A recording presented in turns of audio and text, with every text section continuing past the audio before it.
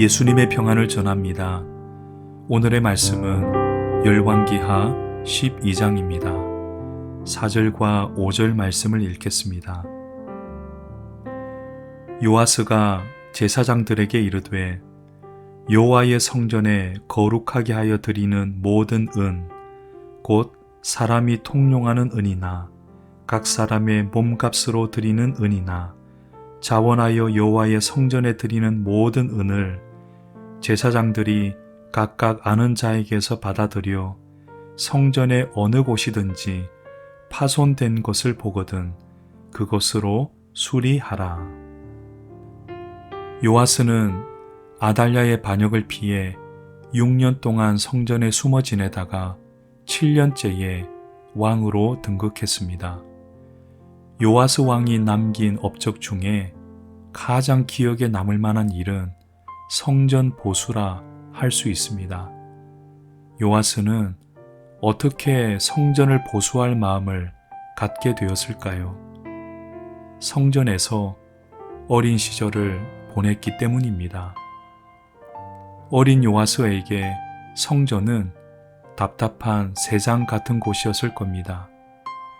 그러나 성전은 그의 생명을 보호해주고 미래의 소망을 키워주는 어머니의 품 같았습니다. 요아스는 이런 성전을 향해 늘 고마움을 잊지 않았고 왕이 된 이후에는 성전을 보수하는 일을 추진할 수 있었던 것입니다. 이것을 보면서 하나님의 섭리에 탐복하게 됩니다. 6년이라는 고통스러운 기억이 상처로 남지 않고 하나님의 나라를 회복하는 일에 아름답게 사용되었으니 말입니다. 이처럼 하나님은 우리의 어두웠던 시간을 버리지 않으십니다. 오히려 그것을 선으로 바꾸셔서 하나님 나라를 빛내는 보석이 되게 하십니다. 우리에게도 잊고 싶은 아픈 기억들과 상처들이 있습니다. 그러나 예수님을 만난 사람은 더 이상 과거를 후회하지 않습니다. 모든 것이 합력하여 오늘의 선을 이루었음을 믿기 때문입니다. 어린 요아스는 성전의 보호를 받았고 왕이 된 후에는 성전을 정성껏 돌보았습니다. 일평생 성전을 떠나지 않았던 삶이었습니다.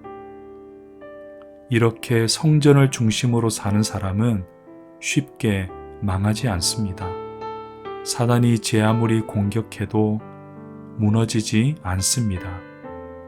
하나님의 역사는 성전을 중심으로 계속 흘러가고 있기 때문입니다. 삶이 힘들고 버거울 때마다 성전을 그리워하시기 바랍니다. 성전에서 드리는 예배와 기도를 소중히 여기시기 바랍니다. 성전에서 받은 은혜가 깊은 만큼 하나님의 돌보심이 함께 하실 것입니다.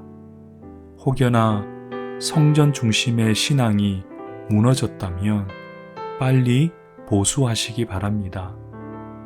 성전을 사랑하는 마음이 곧 하나님을 사랑하는 마음과 같기 때문입니다. 사랑의 주님, 나에게 성전은 어머니의 품이고 영혼의 고향입니다. 언제 어디서나 하나님이 계시는 성전을 더욱 사랑하고 사모하는 신앙이 되게 하옵소서. 예수님의 이름으로 기도합니다. 아멘.